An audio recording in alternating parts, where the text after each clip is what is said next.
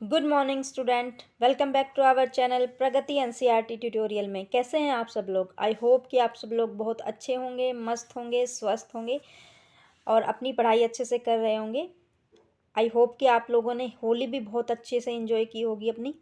ठीक है, तो कमेंट बॉक्स में कमेंट करके बताइएगा किस किस ने अपनी होली जो है बहुत अच्छे से एंजॉय की है।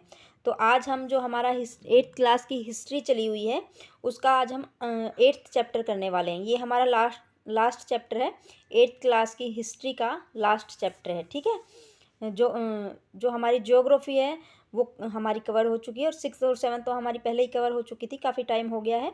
जो भी नया स्टूडेंट चैनल से जुड़ रहा है तो चैनल को सब्सक्राइब करिएगा, बेल आइकन को प्रेस करिएगा, जिससे जो है आपके पास नोटिफिकेशन मिलती रहेगी। और अगर आपको वीडियो अच्छी लगे तो वीडियो को लाइक ज़रूर करिएगा। तो चलिए शुरू करते हैं। आज हम अपना 8th क्लास की हिस्ट्री का 8वां अध्याय राष्ट्रीय आंदोलन का संगठन 1870 के दशक से 1847 तक, इसके बारे में आज हम पढ़ेंगे।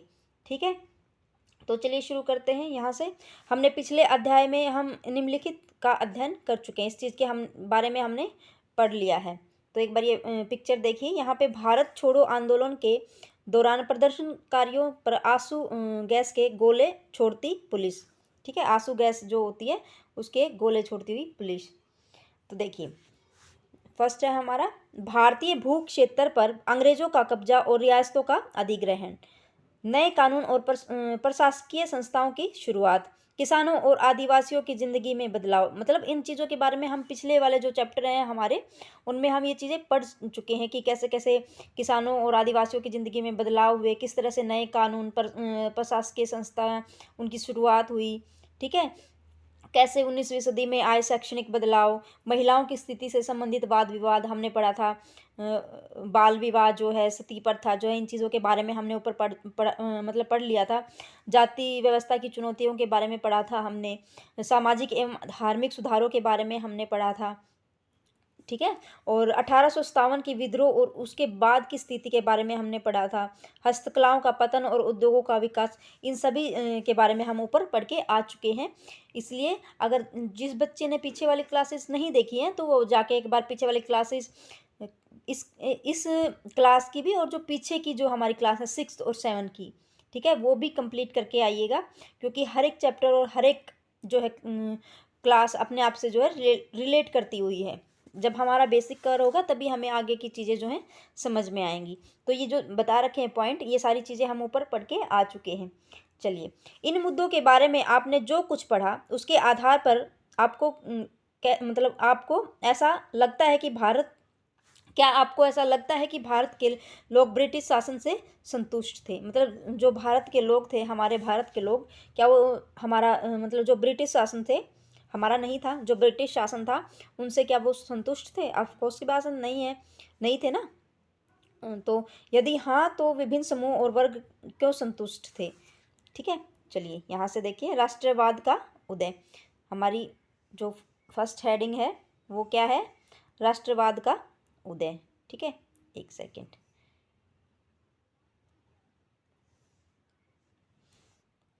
देखिए थोड़ा सा साइज बड़ा कर लेते हैं, अच्छे से पढ़ पाएंगे।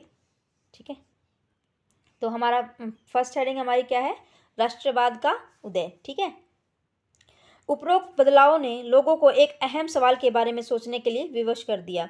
यह देश क्या है और किसके लिए है? इसका जवाब धीरे धीरे इस रूप में सामने आया। भारत का मतलब है यहाँ की जनता। तो भारत का मतलब क्या है? जैसे हम हैं यहाँ की जनता। ठीक है, भारत यहाँ रहने वाले किसी भी वर्ग, रंग, जाति, पंथ, भाषा या जेंडर वाले तमाम लोगों का घर है। तो भारत क्या है? जो भी यहाँ पे रह रहा है, कोई भी वर्ग है, किसी भी रंग का है, किसी भी जाति के हैं, किसी भी पंथ के आ गए, मतलब कोई भी भाषा बोलते हों या किसी भी जेंडर के हों, तो यहाँ पे जो भी लोग, तमाम लोग रह रहे हैं, उनका घर है भारत। ठीक है, यह देश और इसके सारे संसाधन और इसकी सारी व्यवस्था उन सभी के लिए है। मतलब जो ये ऊपर बताई गई है इन सब के लिए, ये यहाँ के जो संसाधन और यहाँ की जो व्यवस्था है वो इन सब लोगों के लिए है। इस जवाब के साथ ये एहसास भी सामने आया कि अंग्रेज भारत के संसाधनों व यहाँ के लोगों की ज़िंदगी पर कब्जा जमाए हुए हैं। तो जो अंग्रेज हैं वो भारत में जो संसाधन है और जो लोग हैं यहाँ के, उनकी ज़िंदगी पर कब्जा जमाए हुए हैं। और तब तक यह नियंत्रण खत्म नहीं होता, भारत यहाँ के लोगों का, भारतीयों का नहीं हो सकता है। मतलब जब तक अंग्रेजों का हमारे ऊपर कब्जा रहेगा, तो ये भारत जो है हमारा नहीं हो सकता है, भारतीयों का नहीं हो सकता है। ठीक है, यहाँ से देखिए, यह चेतना 1850 के बाद बने राजनीतिक संगठनों में साफ दिखाई देने लगी थी। कब देने लगी थी? 1850 के बाद। 1870 और 1880 के दशक में बने राजनीतिक संगठनों में ये चेतना और गहरी हो चुकी थी। इनमें से ज़्यादातर संगठनों की बागडोर वकील आदि अंग्रेजी शिक्षित पेशेवरों के हाथ में थी। किन के हाथ में थी? 1870 से 1880 के दशक में जो राजनीतिक संगठन है, वो मतलब ज़्यादा गहरी हो चुकी थी, और जो ये संगठन बने हुए थे उनकी बागडोर किनके हाथ में थी? वकीलों के हाथ में, और अंग्रेजी जो शिक्षित थे, ठीक है, पेशेवरों, इनके हाथ में थी। पूना सार्वजनिक सभा, इंडियन एसोसिएशन, मद्रास महाजन सभा, बॉम्बे रेजिडेंसी एसोसिएशन और भारत राष्ट्रीय कांग्रेस आदि इस तरह के प्रमुख संगठन थे। तो कौन कौन से संगठन थे? सार्वजनिक, जो पुणे की सार्वजनिक सभा थी, इंडियन एसोसिएशन था, मद्रास महाजन सभा थी, बॉम्बे रेजिडेंसी एसोसिएशन था, और भारतीय राष्ट्रीय कांग्रेस जो है, इस तरह के प्रमुख जो है संगठन थे। पूना सार्वजनिक सभा नाम को गौर से देखिए। जो पूना है, सार्वजनिक सभा पूना की, उसको गौर से देखने के लिए बोल रहे हैं। सार्वजनिक का मतलब होता है सब लोगों का। तो सार्वजनिक का मतलब क्या हो गया? यहाँ से क्वेश्चन बन सकता है, ऐसे दे देंगे कि सार्वजनिक का मतलब क्या है। सॉरी।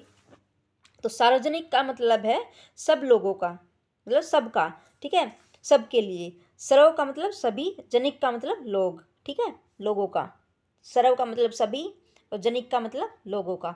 हालांकि इनमें से बहुत सारे संगठन देश के खास हिस्सों में काम कर रहे थे, लेकिन वे अपने लक्ष्य को भारत के सभी लोगों का लक्ष्य बताते थे। जो लोग हमारे लिए काम कर रहे थे, वो मतलब अपने लक्ष्यों को ही भारत का लक्ष्य बताते थे कि सभी लोगों के लिए ये है। उनके मुताबिक उनके लक्ष्य किसी खास इलाके, समुदाय या वर्ग के लक्ष्य नहीं थे।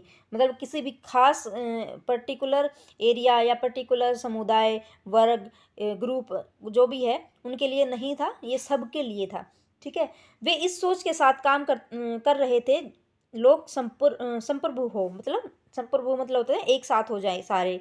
संप्रभुता एक आधुनिक विचार और राष्ट्रवाद का बुनियादी तत्व होता है।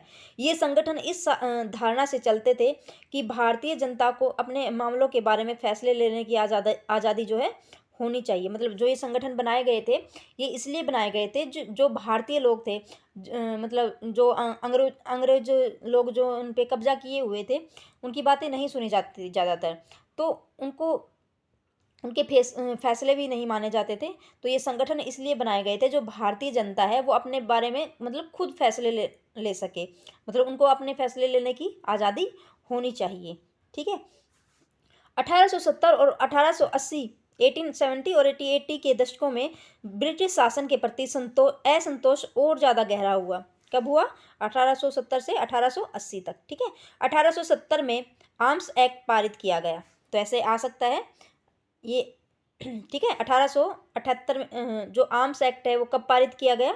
1878 में, 1878 में जो है आर्म्स एक्ट पारित किया गया। ठीक है, ये छोटी छोटी चीज़ें हैं, लेकिन इम्पोर्टेंट, एक सेकेंड,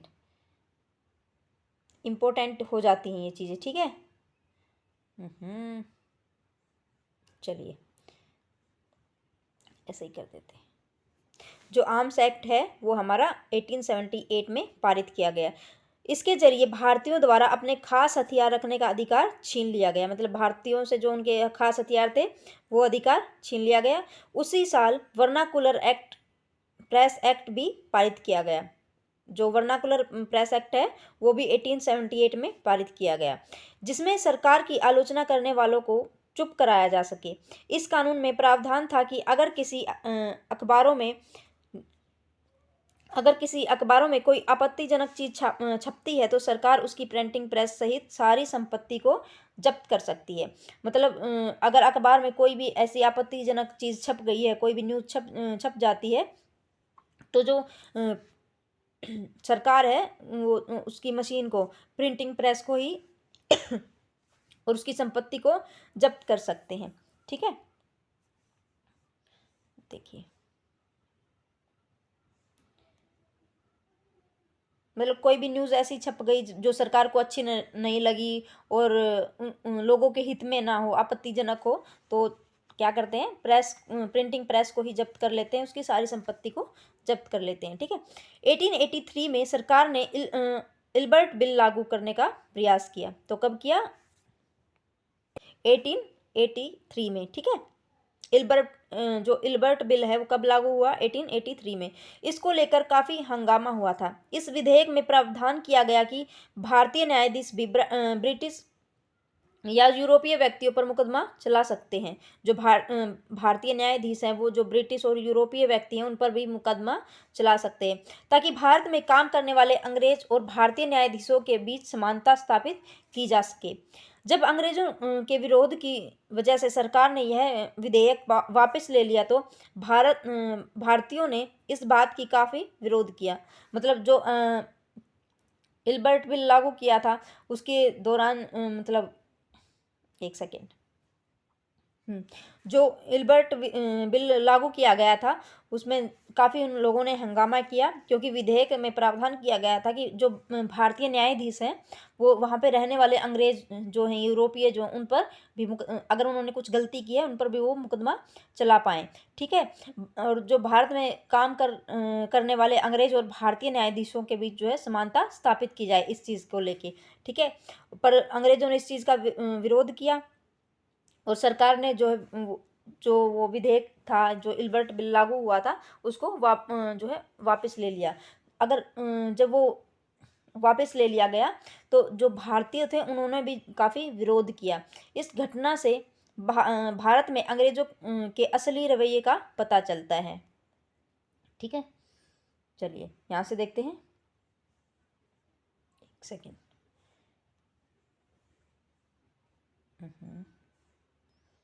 चलो, पढ़े लिखे भारतीयों के एक अखिल भारतीय संगठन की जरूरत 1880 से ही महसूस की जा रही थी, परंतु इल्बर्ट विधेयक ने इस चाह को और गहरा कर दिया था।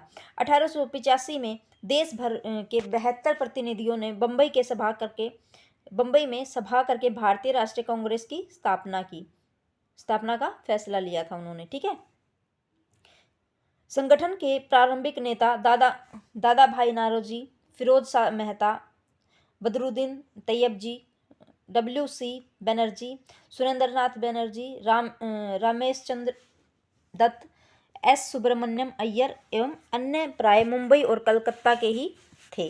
ठीक है, तो कौन कौन थे जो बम्बई सभा करके जो भारतीय राष्ट्रीय कांग्रेस की स्थापना की थी? तो उसमें कौन कौन से थे?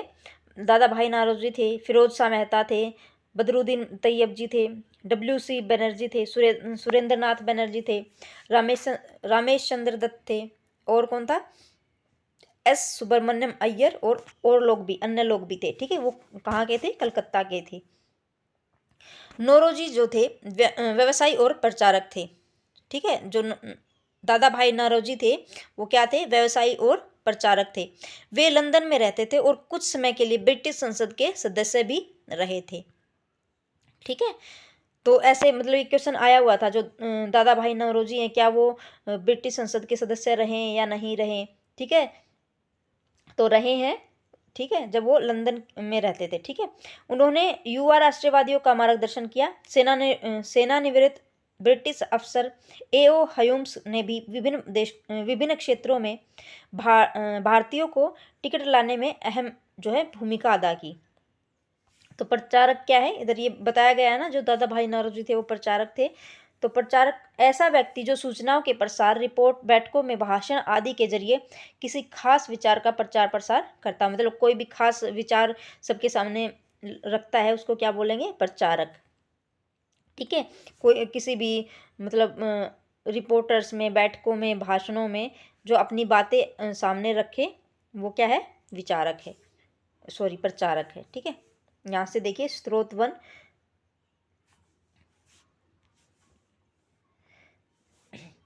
कांग्रेस किसके पक्ष में बोलने का प्रयास कर रही थी? इसके बारे में हम पढ़ेंगे कि जो कांग्रेस थी वो किसके पक्ष में बोलने का प्रयास कर रही थी।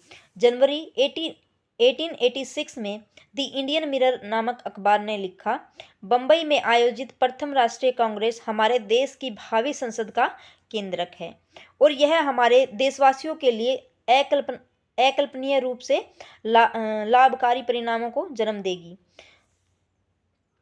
बदरुद्दीन तैयबजी ने 1887 के में जो है अध्यक्ष की हैसियत से कांग्रेस को संबोधित करते हुए कहा, यह कांग्रेस भारत के किसी एक वर्ग, ठीक है, यह कांग्रेस भारत के किसी एक वर्ग या समुदाय के प्रतिनिधियों से मिलकर नहीं बनी है, बल्कि यह भारत के सभी समुदायों की संस्था है। तो जो बदरुद्दीन तैयबजी थे उन्होंने क्या कहा था कि जो ये मतलब ऐसे आ सकता है ना, ये पूरी लाइन जो ग्राफ बनाया हुआ है ये वाला, तो ये ऐसे एज इट इज लिख देंगे कि यह कांग्रेस भारत के किसी एक वर्ग या समुदाय के प्रतिनिधियों से मिलकर नहीं बनी है, बल्कि यह भारत के सभी समुदायों की संस्था है। ये चीज़ किसने कही, ये बातें किसने कही? तो ये बात कही बदरुद्दीन तैयबजी ने। ठीक है, देखिए ये यहाँ पे दादा भाई नौरोजी इधर दिखाए गए हैं। ठीक है, इनके बारे में देखते हैं। नारोजी की पुस्तक poverty and British rule in India में, तो ये बुक का नाम पूछ लेंगे जो poverty and un British rule in India में, ये किसकी बुक है? तो दादा भाई नौरोजी की। ठीक है, उसमें क्या लिखा है? ब्रिटिश शासन के आर्थिक परिणामों की बहुत तीखी आलोचना की गई है। ठीक है, तो दादा भाई नौरोजी की पुस्तक का नाम क्या है? Poverty and un British rule in India. ठीक है, देखिए यहाँ से नेक्स्ट हमारी हेडिंग है उभरता हुआ राष्ट्र। सॉरी, अक्सर कहा जाता है कि अपने पहले 20 सालों में कांग्रेस अपने उद्देश्य और तरीकों के लिहाज से मध्यमार्गी पार्टी थी। इस दौरान कांग्रेस ने सरकार और शासन में भारतीयों को और ज़्यादा जगह दिए जाने के लिए आवाज़ उठाई गई। कांग्रेस का आग्रह था कि विधान परिषदों में भारतीयों को ज़्यादा जगह दी जाए, परिषदों को ज़्यादा अधिकार दिए जाएं और जिन प्रांतों में परिषदें नहीं हैं वहां उनका गठन किया जाए। मतलब ये सारी चीज़ें जो है कांग्रेस अध्यक्ष की मांग थी। कांग्रेस चाहती थी कि सरकार में भारतीयों को भी ऊंचे पद दिए जाएं, मतलब सरकारी कामों में जो है भारतीयों को भी जो है जॉब दी जाए। ठीक है, ऊंचे पद दिए जाएं। इस काम के लिए उसने मांग की कि सिविल सेवा के लिए लंदन के साथ साथ भारत में भी परीक्षा आयोजित की जाए। जो हमारी जो ये सिविल परीक्षाएं हैं यूपीएससी पीसीएससी वाली, ठीक है, तो ये कह रहे थे कि लंदन के साथ साथ हमारे भारत में भी ये परीक्षाएं होनी चाहिए। ठीक है, ये देखिए इस ग्राफ में एक शब्द आता है निरस्त करना, ये यहाँ पे, तो निरस्त करना क्या है? किसी कानून को समाप्त करना, किसी कानून की वैधता अधिकृत रूप से समाप्त करना, मतलब ऑफिशियल तौर पर उस चीज़ को समाप्त कर देना। कोई भी एक कानून है उसको ऑफिशियल, ठीक है, अधिकृत रूप से समाप्त कर देना क्या कहलाता है? निरस्त करना कहलाता है। ठीक है, देखिए यहाँ से देखते हैं। शासन व्यवस्था के भारतीयकरण की मांग नस्लवाद के खिलाफ चल रहे आंदोलन का एक हिस्सा थी। जो भारतीय व्यवस्था में भारतीयकरण की मांग नस्लवाद के खिलाफ चल रहे आंदोलन का एक हिस्सा थी, क्योंकि तब तक ज़्यादातर महत्वपूर्ण नौकरियों पर गोरे अफसरों का ही कब्जा था। मतलब जो भी महत्वपूर्ण जॉब्स थी उन पर कौन थे? सब गोरे अफसर ही बैठे हुए थे।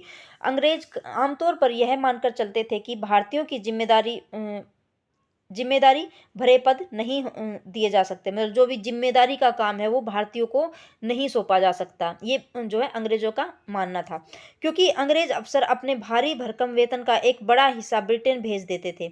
इसलिए लोगों को उम्मीद थी कि भारतीयकरण से यहाँ की धन संपत्ति भी कुछ हद तक भारत में रुकने लगेगी। मतलब लोगों का मानना था अगर जो ऊंचे पद हैं उन पे अगर भारतीय बैठेंगे तो जो हमारी धन संपत्ति है वो भारत में भी रुकने लगेगी। ठीक है, क्योंकि जो अंग्रेज थे वो अपना सारा कहाँ भेज देते थे? अपने देश में भेज देते थे, ब्रिटेन में भेज देते थे। ठीक है, भारतीयों की मांग थी कि न्यायपालिका को कार्यपालिका से अलग किया जाए, आर्म्स एक्ट को निरस्त किया जाए और अभिव्यक्ति व बोलने की स्वतंत्रता दी जाए। ठीक है, यहाँ हमने निरस्त के बारे में पढ़ा ना, उसको ख़त्म करना, किसी कानून को समाप्त करना ऑफिशियल रूप से, ठीक है। और अभिव्यक्ति व बोलने की स्वतंत्रता दी जाए। शुरुआती सालों में कांग्रेस ने कई आर्थिक मुद्दे भी उठाए। उनका कहना था कि भारत में ब्रिटिश शासन की वजह से ही गरीबी और अकाल, एक सेकेंड यहाँ से देखते हैं, गरीबी और अकाल पड़ रहे बढ़ते लगान के कारण काश्तकार और जमींदार जो है विपन्न हो गए थे और अनाजों में भारी निर्यात की वजह से खाद्य पदार्थों का अभाव पैदा हो गया था। कांग्रेस की मांग थी कि लगान कम किया जाए, फौजी खर्चों में जो है कटौती की जाए और सिंचाई के लिए ज़्यादा अनुदान दिया जाए, ठीक है। तो कांग्रेस की क्या मांग थी कि जो लगाए गए हैं वो कम किए जाएं और जो फौजियों पर खर्चा होता था उनमें कटौती की जाए और सिंचाई के लिए ज़्यादा अनुदान दिए जाएं। उसने नमक कर, विदेशों में भारतीय मजदूरों के साथ होने वाले बर्ताव तथा भारतीयों के कामों में दखल अंदाजी करने वाले वन प्रशासन की वजह से वनवासियों को बढ़ती मुसीबतों के बारे में बहुत सारे प्रस्ताव जो है पारित किए। इससे पता चलता है कि पढ़े लिखे संपन्न वर्ग की संस्था होते हुए भी कांग्रेस केवल पेशेवर समूह, जमींदारों और उद्योगपतियों के हक में ही नहीं बोल रही थी। मध्यवर्गीय नेता जनता को ब्रिटिश शासन के अन्यायपूर्ण चरित्र से अवगत कराना चाहते थे। जो मध्यवर्गीय नेता थे वो जो है जनता को ब्रिटिश शासन के अन्यायपूर्ण, जो अन्याय कर रहे थे वो लोगों पर, उनसे अवगत करवाना चाहते थे। उन्होंने अखबार निकाले, लेख लिखे और यह साबित करने का प्रयास किया कि ब्रिटिश शासन देश का आर्थिक तबाही की ओर ले जा रहा है। मतलब किस किस के जरिए उन्होंने लोगों को बताया, अखबार निकाले, लेख लिखे और इस प्रयास से उन्होंने क्या किया, ब्रिटिश शासन देश का आर्थिक तबाही की ओर ले जा रहा है ये लोगों को बताया, ठीक है। उन्होंने अपने भाषणों में ब्रिटिश शासन की निंदा और जनमत निर्माण के लिए देश के विभिन्न भागों में अपने प्रतिनिधि भेजे, लेकिन मध्यवर्गीयों को ये भी लगता था कि अंग्रेज स्वतंत्रता व न्याय के आदर्शों का सम्मान करते हैं, इसलिए वे भारतीयों की न्याय संगत मांगों को स्वीकार कर लेंगे।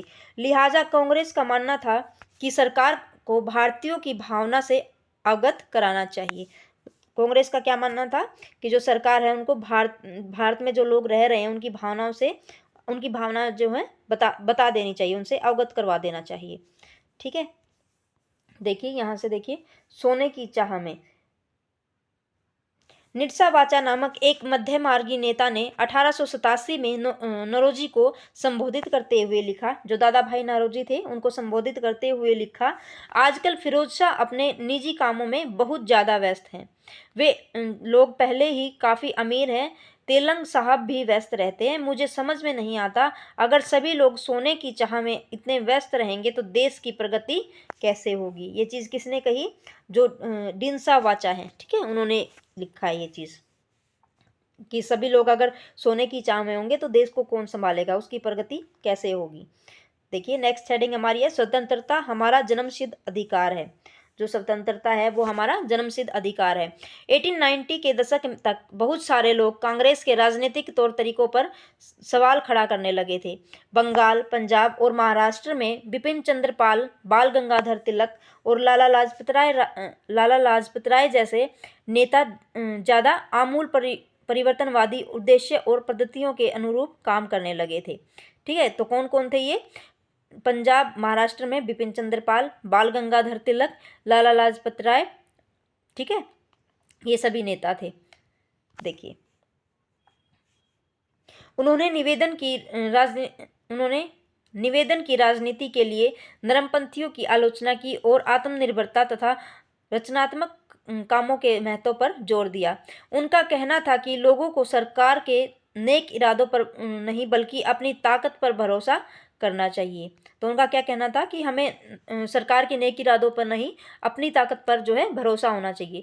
लोगों को स्वराज के लिए लड़ना चाहिए। तिलक ने नारा दिया, स्वतंत्रता हमारा जन्मसिद्ध अधिकार है और मैं इसे लेकर रहूँगा। तो ऐसे क्वेश्चन में बन सकता है कि ये आपको हेडिंग दे देंगे कि स्वतंत्रता मेरा जन्मसिद्ध अधिकार हो और मैं इसे लेकर रहूँगा। ये जो है नारा किसने दिया, तो ये नारा दिया है बाल गंगाधर तिलक जी ने, ठीक है। चलिए, तो बताइए, कमेंट बॉक्स में कमेंट करिए साथ साथ। स्वतंत्रता मेरा जन्मसिद्ध अधिकार है और मैं इसे लेकर रहूंगा, ये नारा किसने दिया था? ठीक है, तो यहां से देखिए 1905 में, ठीक है, 1905 में वायसराय कर्जन ने बंगाल का विभाजन कर दिया। तो बंगाल का विभाजन कब किया? 1905 में वायसराय कर्जन ने, ठीक है। तो बंगाल का विभाजन किसने और कब किया? वायसराय कर्जन ने किया और 1905 में किया, ठीक है। सॉरी, उस वक्त बंगाल ब्रिटिश भारत का सबसे बड़ा प्रांत था, ठीक है। जो बंगाल था वो ब्रिटिश भारत का सबसे बड़ा प्रांत था। बिहार और उड़ीसा के कुछ भाग भी उस समय बंगाल का हिस्सा थे। कौन कौन से? बिहार और उड़ीसा के कुछ भाग उस समय जो है बंगाल का हिस्सा थे। अंग्रेजों का कहना था कि प्रशासकीय सुविधा को ध्यान में रखते हुए बंगाल का बंटवारा करना जरूरी था। तो अंग्रेजों का क्या कहना था? जो भी प्रशासकीय सुविधाओं को ध्यान में रखते हुए बंगाल का बंटवारा करना जो है जरूरी है। परंतु इस प्रशासकीय सुविधा का मतलब क्या था? जो प्रशासकीय सुविधा उन्होंने बोला है उसका मतलब क्या था आखिरकार, ठीक है। इससे किसको सुविधा मिलने वाली थी? जाहिर है इसका ताल्लुक अंग्रेज अफसरों और व्यापारियों के फायदे से ही होगा, है ना। लेकिन संसार ने गैर बंगाली इलाकों को अलग करने की बजाय उनमें पूर्वी भागों को अलग करके असम में मिला दिया। पूर्वी बंगाल को अलग करने के पीछे अंग्रेजों का मुख्य उद्देश्य ये रहा होगा कि बंगाली राजनेताओं के प्रभावों पर अंकुश लगाया जा सके, ठीक है। क्या उद्देश्य था उनका? कि जो बंगाली राजनेता हैं उनके प्रभाव पर अंकुश लगाया जाए और बंगाली जनता को बांट दिया जाए। बंगाल के विभाजन से देश भर में गुस्से की लहर फैल गई थी। जो बंगाल विभाजन था उसमें जो है देश भर में लोगों को जो है गुस्से की लहर फैल गई थी। मध्य मार्गी और आमूल परिवर्तनवादी कांग्रेस के सभी धड़ों ने जो है इसका विरोध किया। विशाल जनसभाओं का आयोजन किया गया और जुलूस निकाले गए। जन प्रतिरोध के लिए नए नए रास्ते ढूंढे गए। इससे जो संघर्ष उपजा उसे स्वदेशी आंदोलन के नाम से भी जाना जाता है। मतलब जो स्वदेशी आंदोलन के नाम से किसको जाना जाता है? जो बंगाल का विभाजन जब हुआ, ठीक है, इससे जो संघर्ष उपजा, यह आंदोलन बंगाल में सबसे ताकतवर था, ठीक है। परंतु अन्य इलाकों में भी इसकी भारी जो है अनुगूंज सुनाई दी। एक सेकंड ये देख लेते हैं एक बार। ये चित्र जो दिखाया गया है ये बाल गंगाधर तिलक जी हैं हमारे। मेज पर रखे अखबार का नाम देखिए, देखिए यहाँ पे केसरी है ना। जो मराठा भाषा में जो लिखा गया था वो क्या था? केसरी। ये आया हुआ है, ठीक है। तिलक के संपादन से निकलने वाला मराठी अखबार केसरी। तो ऐसे आ सकता है कि जो मराठी अखबार है वो किसके नाम से जाना जाता है? केसरी से। या फिर ऐसे पूछेंगे कि जो केसरी है वो कौन सी भाषा में लिखा गया है? मराठी में, ठीक है। ब्रिटिश शासन का कट्टर आलोचक बन गया था जो केसरी जो अखबार निकाला गया था, ठीक है। तो यहां से देखिए, उदाहरण के लिए आंध्र के डेल्टा इलाकों में इसे वंदे मातरम आंदोलन के नाम से भी जाना गया, ठीक है। किस नाम से जाना गया? वंदे मातरम आंदोलन के नाम से। किसको जाना गया बताइए? कमेंट बॉक्स में कमेंट करके बताइए मेरे को ये कि जो वंदे मातरम आंदोलन के नाम से किसको जाना गया? कौन से आंदोलन को जाना गया? स्वदेशी आंदोलन ने ब्रिटिश शासन का विरोध किया और स्वयं सहायता, स्वदेशी उद्यमों, राष्ट्रीय शिक्षा और भारतीय भाषा के उपयोग को बढ़ावा दिया। स्वराज के लिए आमूल परिवर्तनवादी ने जनता को लामबंद करने और ब्रिटिश संस्थानों व वस्तुओं के बहिष्कार पर जोर दिया। मतलब जो ब्रिटिशों से जो सामान आता है उन चीज़ों का बहिष्कार करने के लिए बोला, ठीक है। कुछ लोग ब्रिटिश शासन को उखाड़ फेंकने के लिए क्रांतिकारी हिस्सा के समर्थक थे, ठीक है। जो क्रांतिकारी हिंसा है उसके समर्थक थे कुछ लोग। देखिए एक बार ये देख लीजिए, इधर इस चित्र में दिखाए गए हैं लाला लाजपत राय जी। लाजपत राय पंजाब के जाने माने राष्ट्रवादियों में से थे। यह याचिका और निवेदनों की राजनीति का विरोध करते थे। किनका विरोध करते थे? जो याचिकाएं और निवेदनों की राजनीति का, ठीक है। करने वाले आमूल परिवर्तनवादी के एक प्रमुख नेता हैं। यह आर्य समाज के भी सक्रिय सदस्य रहे हैं। ठीक है, तो लाला लाजपत राय क्या रहे हैं? आर्य समाज के भी सदस्य रहे हैं, सक्रिय सदस्य। ठीक है, देखिए यहां से 20वीं शताब्दी के प्रारंभिक दशकों में कई दूसरी महत्वपूर्ण घटनाएं भी घटी। 1906 में मुसलमान जो है जमींदारों और नवाबों में एक समूह ने जो है ढाका में ऑल इंडिया मुस्लिम लीग का संगठन किया। तो ऑल इंडिया लीग का संगठन कब किया? 1906 में। ठीक है, ये नोट कर लीजिएगा। जो ऑल इंडिया संगठन है, इसका ऑल इंडिया मुस्लिम लीग का संगठन कब हुआ? 1906 में हुआ। कहाँ पे? ढाका में। ठीक है, लीग ने बंगाल विभाजन का समर्थन किया। तो बंगाल विभाजन का समर्थन लीग ने किया। लीग की मांग थी कि मुसलमानों के लिए अलग निर्वाचिका की व्यवस्था की जाए। तो क्या मांग थी उनकी मुसलमानों की? कि मुसलमानों के लिए जो है अलग निर्वाचिका की व्यवस्था की जाए। 1909 में सरकार ने यह मांग मान ली थी। 1909 में मानी थी। ठीक है, अब परिषदों में कुछ जो सीटें हैं वो मुसलमान उम्मीदवारों के लिए आरक्षित कर दी गई थी, जिन्हें मुस्लिम मतदाताओं द्वारा ही जो है चुनकर भेजा जाना था। इससे राजनेताओं में अपने धार्मिक समुदाय के लोगों को अपना जो राजनीतिक समर्थक बनाने का लालच पैदा हो गया। मतलब अपने ही, एक सेकेंड, इससे क्या हुआ? जो राजनेता थे उनको क्या हुआ? अपने ही जो धार्मिक समुदाय के लोग हैं उन्हीं को राजनीतिक समर्थक बनाने का उनके मन में जो है लालच जो है हो गया था। देखिए 1907 में कांग्रेस टूट गई। कब टूटी? 1907 में जो है कांग्रेस टूट गई। मध्यमार्गी धड़ा बहिष्कार की राजनीति के विरुद्ध था। ठीक है, शायद ही गलत मिस्टेक है, इधर धड़ा क्या हो गया इधर। ठीक है, मध्यमार्गी घड़ा है या पता नहीं क्या है इधर। इन लोगों का मानना था कि इसके लिए जो बल प्रयोग की आवश्यकता होती है जो कि सही नहीं है। ठीक है, क्या मानना था? कि इस चीज के लिए बल की आवश्यकता होती है जो सही नहीं होती है। संगठन टूटने के बाद कांग्रेस पर मध्यमार्गी का दबदबा बन गया, जबकि तिलक के अनुयायी बाहर से काम करने लगे। दिसंबर 1915 में दोनों खेमों में एक बार फिर एकता स्थापित हुई। अगले साल कांग्रेस और मुस्लिम लीग के बीच तो एक सेकेंड तो दोबारा से जो कांग्रेस लीग की स्थापना कब हुई? 1915 में। ठीक है, और 1907 में वो टूट गई थी और 8 साल बाद जो है दोबारा से वो स्थापित की गई। अगले साल कांग्रेस और मुस्लिम लीग के बीच ऐतिहासिक लखनऊ समझौते पर दस्तखत हुए और दोनों संगठनों ने देश के प्रतिनिधि सरकार के लिए जो है मिलकर काम करने का फैसला लिया था। देखिए यहां से देखिए एक बार ये देख लेते हैं साइड में। क्रांतिकारी हिंसा क्या है? समाज में आमूल बदलाव लाने के लिए हिंसा का उपयोग करना क्या है? क्रांतिकारी हिंसा। ठीक है, तो क्रांतिकारी हिंसा क्या है? समाज में आमूल बदलाव लाने के लिए हिंसा का प्रयोग करना क्रांतिकारी हिंसा है। परिषद क्या है?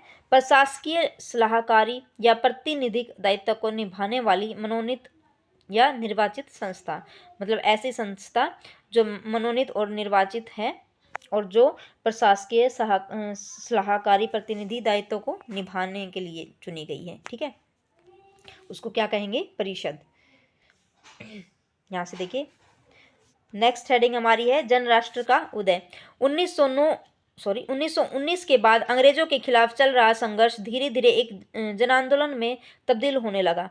किसान, आदिवासी, विद्यार्थी और महिलाएं बड़ी संख्या में इस आंदोलन से जुड़ते गए।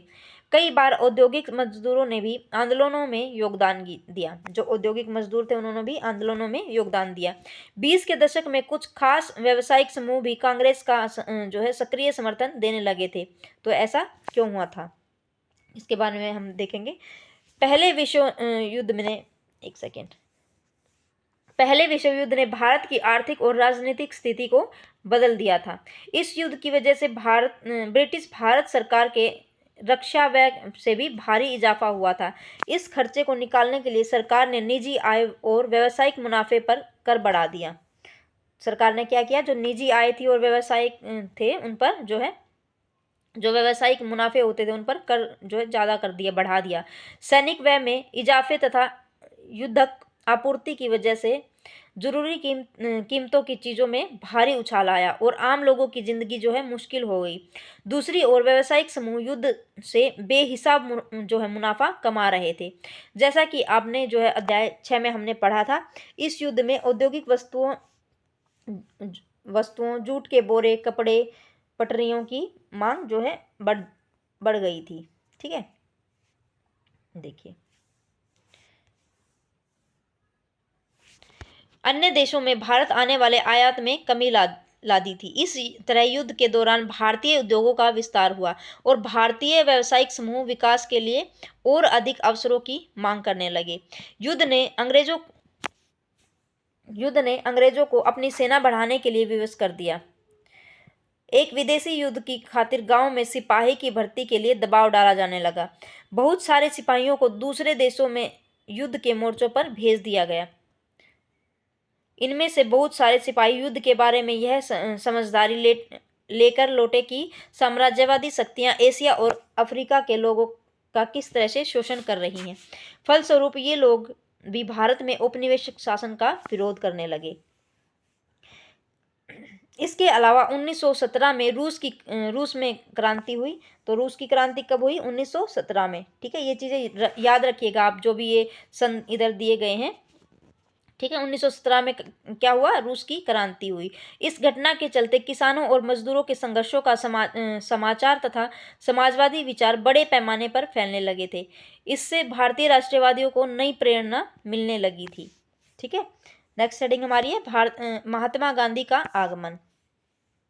नेक्स्ट हेडिंग हमारी है हमारे जो महात्मा गांधी थे उनका आगमन। इन्हीं हालात में महात्मा गांधी एक जन नेता के रूप में सामने आए। किसके रूप में? जन नेता के रूप में। तो ऐसा आ सकता है कि जन नेता के रूप में कौन सामने आया? महात्मा गांधी जी। गांधी जी जो 46 वर्ष की उम्र में 1915 में दक्षिणी भारत से भारत लौटे थे। तो कहाँ से लौटे थे? दक्षिणी अफ्रीका से जो है भारत लौटे थे महात्मा गांधी जी। जब उनकी उम्र कितनी थी? 46 ईयर थी और 1915 में दक्षिण अफ्रीका से वो भारत लौटे थे। वे वहाँ पर नस्ल भेदी पाबंदी के खिलाफ अहिंसक आंदोलन चला रहे थे। ठीक है, किसके खिलाफ? जो पाबंदियों के खिलाफ अहिंसक आंदोलन, जो नस्ल भेदी थे वहाँ पे। ठीक है, अंतर्राष्ट्रीय स्तर पर उनकी अच्छी मान्यता थी और लोग उनका आदर भी करते थे। दक्षिण अफ्रीकी आंदोलनों की वजह से उन्हें हिंदू, मुसलमान, पारसी और ईसाई, गुजराती, तमिल और उत्तर भारतीय उच्च वर्गीय व्यापारी, वकील और मजदूर सब तरह के भारतीयों से मिलने जुलने का जो है मौका मिला। मतलब जो भी ये लोग थे, हिंदू, मुस्लिम, पारसी, ईसाई, गुजराती, ये सारे लोग थे, इनसे मिलने का उनको मौका मिला। ठीक है, महात्मा गांधी ने पहले साल पूरे भारत का दौरा किया। मतलब पहले साल क्या किया उन्होंने? पूरे भारत में घूमा। इस दौरान वे लोगों उनकी ज़रूरतों और हालात को समझने में लगे। उनके शुरुआती प्रयास चंपारण, खेड़ा और अहमदाबाद के स्थानीय आंदोलनों के रूप में हुआ। कौन कौन से आंदोलन उन्होंने किए? चंपारण, खेड़ा आंदोलन, चंपारण आंदोलन, अहमदाबाद के स्थानीय। ठीक है, इनके बारे में देखिए, इस चित्र में देखिए। नटाल कांग्रेस के संस्थापक, डरबन, दक्षिण अफ्रीका, 1895 में अन्य भारतीयों के साथ जो है महात्मा गांधी ने नस्ली भेदभाव का विरोध करने के लिए नटाल कांग्रेस का गठन किया था। क्या आप चित्र में गांधी जी को पहचान सकते हैं? बताइए कौन से हैं गांधी जी? ठीक है, बताओ। जो पिछली कतार में खड़े हैं, कोट और टाई पहने हुए दिखाई दे रहे हैं। देखिए, आप लोगों को पता चला कहाँ है? चलिए बताइए। तो ये वाले हैं हमारे महात्मा गांधी जी। इन आंदोलनों के माध्यम से उनका राजेंद्र प्रसाद और वल्लभ भाई पटेल से परिचय हुए। मतलब जो भी इन्होंने ये आंदोलन किए, चंपारण आंदोलन, खेड़ा आंदोलन, अहमदाबाद वाले जो हैं, इनके जरिए वो किनसे मिले? राजेंद्र प्रसाद और वल्लभ भाई पटेल से ये मिले। ठीक है, उनसे परिचय हुआ। 1918 में 1918 में अहमदाबाद में उन्होंने मिल मजदूरों की हड़ताल का सफलतापूर्वक नेतृत्व किया। कब किया? 1918 में। ठीक है, जो अहमदाबाद में मिल मजदूरों ने हड़ताल की थी, उनका नेतृत्व किया। आइए अब 1919 से 1922 के बीच आंदोलनों की उनको जो है गहराई से देखें। तो 1919 में कौन सा आंदोलन हुआ? रोलेट सत्याग्रह। तो नेक्स्ट हेडिंग हमारी है रोलेट सत्याग्रह, इसके बारे में देखेंगे। 1919 में गांधी जी ने अंग्रेजों द्वारा हाल ही में पारित किए गए रोलेट कानून के खिलाफ सत्याग्रह का आह्वान किया। यह कानून अभिव्यक्ति की स्वतंत्रता जैसे मूलभूत अधिकारों पर अंकुश लगाने और पुलिस को और ज्यादा अधिकार देने के लिए लागू किया गया था। महात्मा गांधी, मोहम्मद अली जिन्ना तथा अन्य भारतीय नेताओं का मानना था कि सरकार के पास लोगों की बुनियादी स्वतंत्रता पर अंकुश लगाने का कोई अधिकार नहीं है। उन्होंने इस कानून को क्या कहा? शैतान की करतूत। ठीक है, शैतान की करतूत और निरंकुशवादी बताया। किन्होंने बताया? बताइए।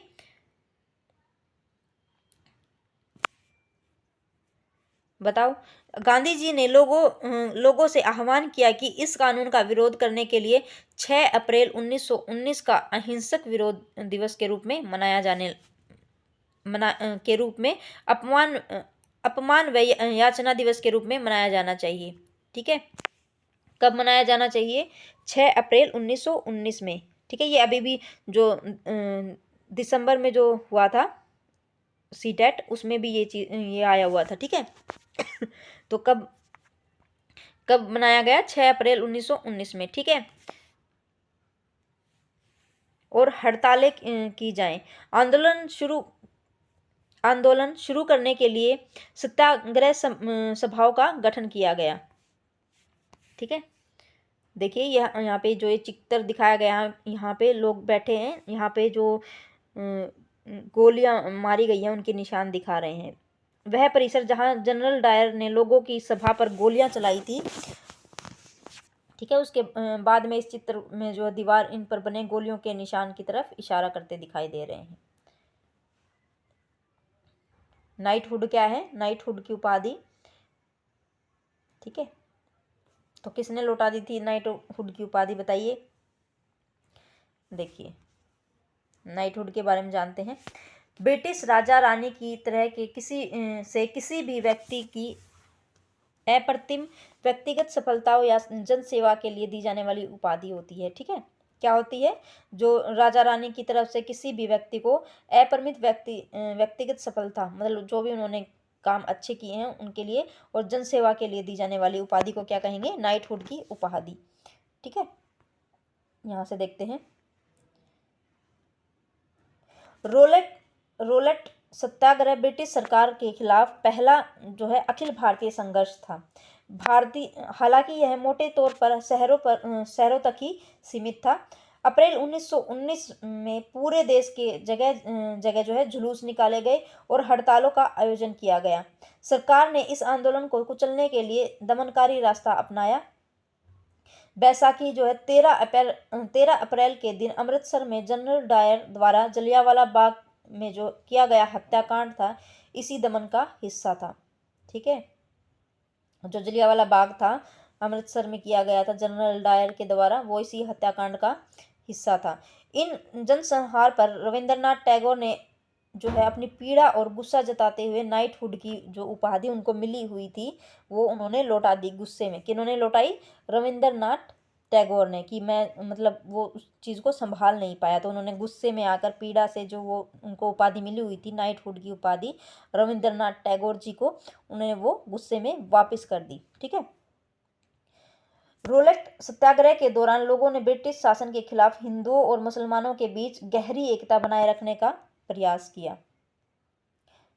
महात्मा गांधी भी यही चाहते थे कि उनकी राय में भारत यहाँ रहने वाले सभी लोगों यानी सभी हिंदुओं, मुसलमानों और अन्य धर्मों के लोगों का मतलब देश है। तो उनका मानना क्या था कि यहाँ पे जो भी लोग रह रहे हैं, हिंदू, मुस्लिम, सिख, ईसाई, जो भी हैं, अनेक धर्मों के लोग, मतलब जो ये है इन सब का देश है। उनकी गहरी आकांक्षा थी कि हिंदू और मुसलमान किसी भी न्यायपूर्ण उद्देश्य के लिए एक दूसरे का समर्थन करें।